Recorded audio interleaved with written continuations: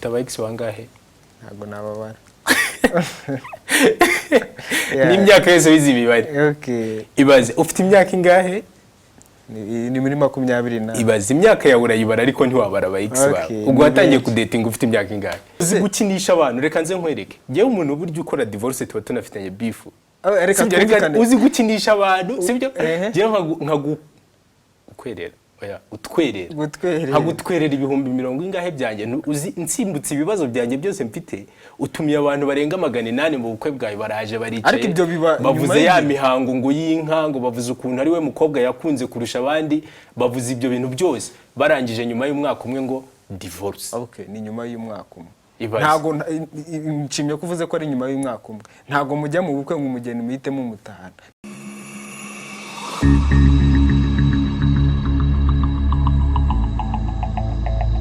Mwiriwe mwaramutse muraho bakunzi ba Under Empire. So turabasubije mwese uyu munsi tubazaniye ikiganiro mutari mumenyereye cyitwa Abubu. Ngiye nitwa Iradukunda Clement ndi kumwe na mugenzi wanjye Vuningoma Gregoire.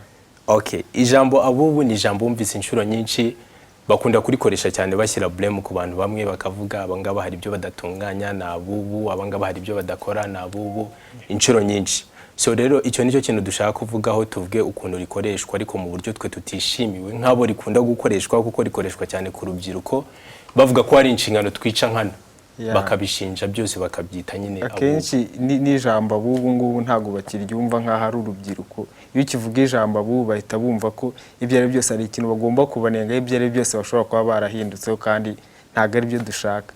Dushaka context ivuga ngo Abubu birikoreshwe nk'ijambo ry'urubyiruko. Tuzagenda tuvuga ibiganiro byinshi bitandukanye tubabwire tugeranye ibya kera n'iby'ubu ngubu nyine tugendeye ku bubu ngubu. Hari ibintu byinshi byabaye kera byiza, hari ibibu ngubu byiza kurusha ibya kera, hari ibyahindutse ibintu birahinduka kuko iterambere nicyo ribereyeho, ibintu birahinduka kandi nta ngoma itagira Abubu. C'est tout. Twahera ku kino munsi. Iminsi twahera kuri passe umuranga. Kera habagaho umuranga ubu ngubu hakabaho pasi. Umuranga byari bimeze bite? Umuranga genzi pasi. Uzi pasi genzi umuranga. Umuranga uko mbiza ariko nzi ko imiryango yagiraga aba agent b'imiryango bashinzwe kubashakira abageni. Bagiraga baranga. Kavuga ati giye mfite umwana wanjye Greg hariya amaze gukura amaze kugimbuka na hariya muri ya famille yindi bafite umukobwa w'inkumi dushobora guhuza tugakora ubukwe kuko bashimye imico y'uwo muryango kuko bashimye iki kandi izo ngo zikaramba. So rero je mbona ari ikintu kiza cyakorwaga. Ariko n'ubu ntago wakirengagiza ko passe ari ikintu kiza. Passe ni ikintu kiza gute? Passe ubundi ni ibiki? Passe okay ishobora kuba ariko uko tugenda dutera imbere hagenda haza icyo bita social media cyangwa se kuba ugira interaction n'abantu nyine muhura nyine mu buzima busanzwe. Cyambere passe ari passe ishobora kubera kuri social media, sibyo? Umujama wawe akabona umaze reka tubivuge mu mvugo wenda umaze ibinyeja nubwo ni igihe kinini kwa, sibyo? Uri singo akavuga ati sibyo ari byose wazakurebera umwana mukwiranye nyine nkaguhaga passe nkagucomeka passe. Ibyo ngibyo bibere kuri social media. Ako ari nk'umujama wawe mushobora kuba wenda mwigana umva cyangwa se mugendana akaba yabona umaze igihe kinini uri singo nyine tu. Ndabyumva. Akaba yavuga ati reka ngo passe umwana nyine ari byo byavuye ngo kuvuga ngo gugwa passe. Ku buryo nawe ushobora kuba wakirwana ukavuga ati ewana reka nanjye mpera hangaha. Byibuze ariko utigeze uvuga ati nashyizemo effort yanjye fasha umwanya yanjye gushaka uwo mwana. Ariko nyine kora ko wamurangiye n'undi nyine bikahita bitavuga ngo nukubyita passe. Ari byo vuga ko ari nabyo byiza binoroshye kurenza uko bavuga ngo kera ngo numuranga ngiki ngo yabanje kugenda gukora intuze kuhagenzura muri urwo rugo kwa nyine kugira yige n'imico yo mukobwa. Ariko ubu ngubu nyine apfa kubaza uwo mukobwa yaramenyeho utuntu duke akaguhereza ukirwanaho. None se ku buryo umva ari byo bintu byiza kurusha ibya kera by'umuranga. Nge ntago numva ukuntu ari byo bintu byiza kuko kera kera nta bintu byo kudatinga byabagaho. Kuko nimba nyine habagaho umuranga habaga hagamijwe ikintu kimwe ubukwe. Sibyo? Nyine nta bintu byo kuvuga ngo abantu barakurura nango badetinze imyaka 2 ngo mfite ngo aba ex ufite aba ex bangahe? Ntago nababara. N'imyaka yose wize imibare. Ibaze ufite imyaka ingahe? Ni muri 20. Ibaze imyaka yawe urayibara ariko ntiwabara aba ex bawe. Ubwo watangiye kudatinga ufite imyaka ingahe?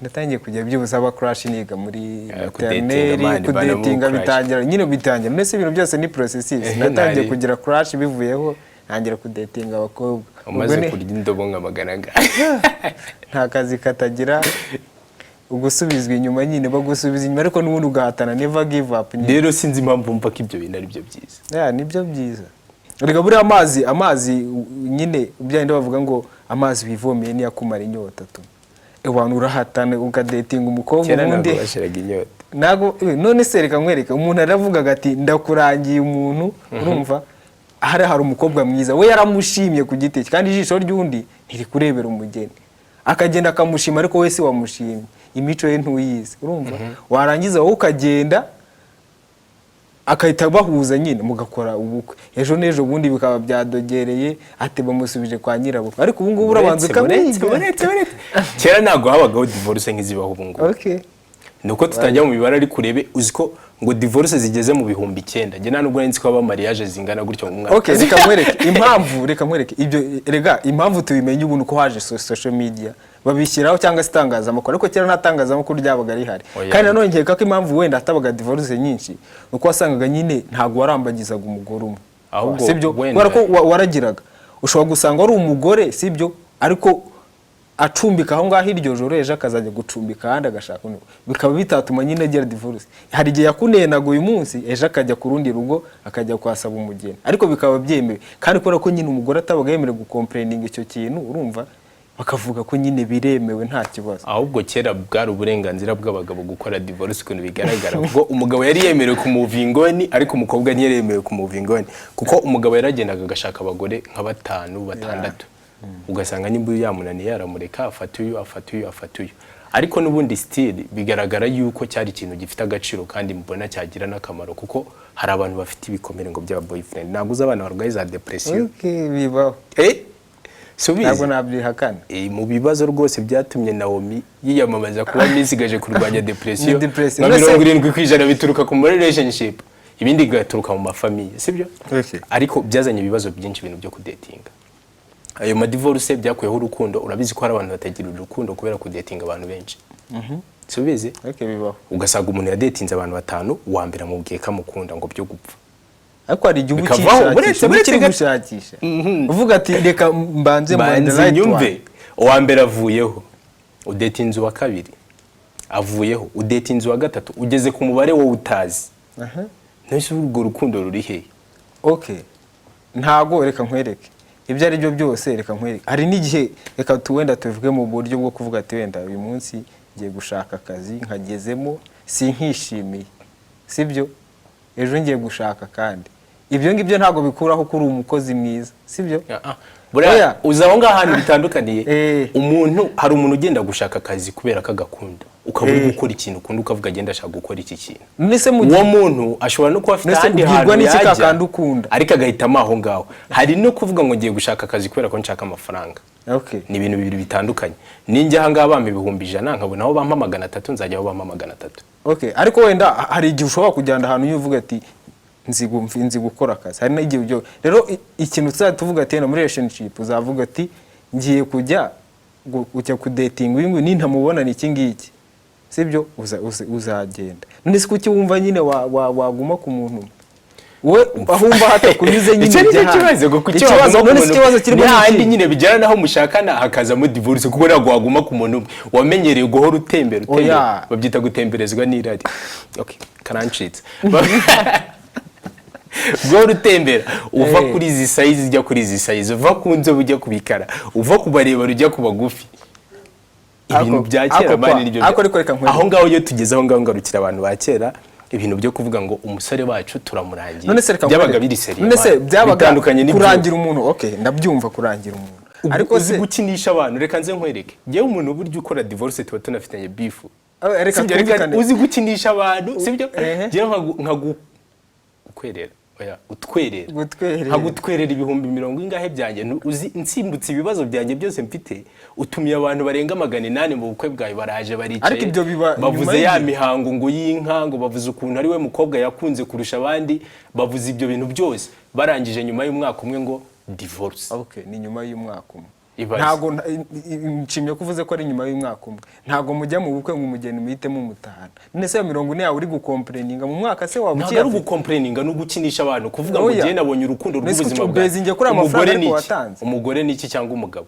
umuntu ushatse nyine ukavuga ngo ndamushake ni iki ariko erega umuntu kuba mwagira ikintu mutumvikanaho ni ibintu byumvikana sibyo none si nyine niyo mutumvikanye ikintu sibyo beta yo kugira hazavemo andi makimbirane y'umuryango uvuga ati ejo byagenze gutya na gutyo mwe yivuganye undi beta yo kumavuga ati twashwanye byarangiye tujye imbere y'ubuyobozi bwaduhuje bavuga ati ariko nanone nyine ni hahandi biziramo yuko abantu baba barakinnye mu bintu cyane kugeza ubwo babica amazi wowe ukavuga ngo ngiye mu kintu kubera ko wumvise ako kanya ufite iyo need sibyo noneho byarangiza kuko urugo nta zibana zidakomanya amahembe mubizi nyine ko ari urugo ko nubwo mukundana mushobora kugira ikintu mupfa nkuko ushobora kugira ikintu cyo upfa n'inshuti yawe ariko kubera ko urukundo ari rwo muha value nini mukicara mukabivuganaho mugashaka abajyanama babafasha na ba bantu babahuje sibyo na ba bantu babahuje imiryango buretse kuko urwo rukundo ruba rwubakiye ku miryango sibyo ya miryango ikaba yajya hamwe bakavuga ati aba bana ni twebwe twabahuje mukaba muzi wo mwagisha inama mugize ikibazo ariko ubu ngubu uragiye ukubitanye n'umukobwa ugize gutya ababyeyi babonye save the date sibyo muragiye murashakanye nyine muri babiri nimugira n'ikibazo muzakivugana muri babiri nimba mufite bya bintu by'ibitekerezo by'abana bizatangira nyine mutumvikanye bizarangira mutumvikanye then divorce oya ariko reka nkwereke none se wagumye ukomplainira ku kintu bita urukundo none se twahoze tuvuga kuri umuranga kera sibyo none se kera ubwo urukundo ruri he ko umuntu yajyaga kukurebera sibyo n'udashobora hari n'igihe yakureberaga n'udashobora kwishimira ukamuzana uravuze ati byabaga biri hagati yawe n'umukobwa none icyo gihe byo byabaga biri hagati y'umuranga n'uwagiye uwo muranga nyine n'uwagiye kurambagizwa icyo gihe sibyo byabaga biri hagati yabo cyangwa se n'imiryango yabo none se wageragamo iyihe intervention waba guhari ni kwa kuntu ureba ukavuga ngo umwana wanjye ateye atya akunda iki sibyo uyu mukobwa muri iyi famille bafite imico imeze gutya bateye gutya uyu muntu bahuza uyu niwe muntu bagomba kuba bari kumwe sibyo urumva ko wabaga watekerejweho kandi n'ubundi byabaga successful kuvugira ku bintu bifatika byabaga successful abantu bakabana bagasazana n'uyu munsi ariko kuvuga ngo passe ntabwo umuntu ahita akura igipasi akuye hirya ngo azake guhereza arabanza akakureba akavuga ati ibyo ari byose wowe n'uyu nguye mushobora kuba mwajyana umunganye ubushyuhe akwa iyo za mvugo z'ubu nyine z'abubu sibyo mufite ibyo muhuriyeho uyu munsi sibyo nyuma yo kubireba gutya nyine babirebesha amaso kuki mutahura byibuze mubanze munabirebe mugire rwa rugendo rwo guteretana sibyo muteretane mubanze murebe koko bya bintu twarebesheje amaso nibo bihuye ubundi mubijyemo mubinonotsore neza nimusanga bidahuye umwe agenda uko n'undi atari n'ikibazo cya pass genda against ibintu bita dating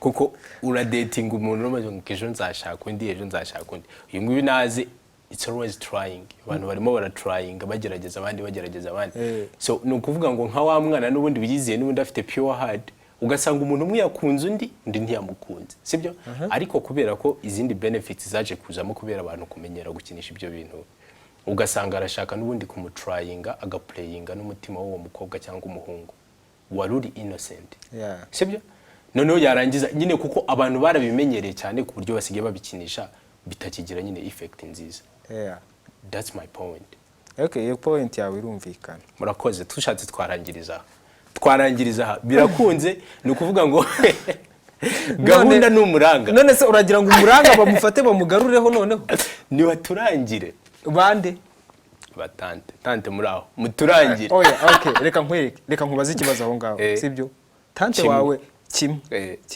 tante wawe ubu ngubu mufitanye iyihe relationship ku buryo wamubwira ati ugiye kumwinjira mu buzima bwawe buvuga ngo uzanshakire umukobwa dushobora kuba twakunda si ubwo bundi umukobwa yanzanira tante n'ubu nabyo byibazeho noneho ariko icyo ni ikindi kibazo ku ruhande nacyo tuzavuganaho kijyanye n'ukuntu ababyeyi n'abana basigaye bagirana relationship nayo yangiritse hari relationship ya creatinzwe y'abakobwa n'abahungu against hari n'indi yasenyutse yo hagati y'umubyeyi iyo niyo tuzavugaho ababyeyi mudukurikiye turabasabye dukeneye iki kintu tutabanje kubasuhuza muri make ariko dukeneye ikiganiro hagati yanyu mukatubwira uburyo relationship hagati y'umwana n'umubyeyi byatandukanye noneho iyi nimwe mwabigizemo uruhare runini nubwo mutwita bubu ariko uruhare runini n'urwanyu ibyo ngibyo birumvikana rwose tuzabibereka so rero twagira ngo dushimire abantu bose badukurikiye turabashimiye mu making sure ko mukora like mutanga ibitekerezo muri comment subscribe kuri Under Empire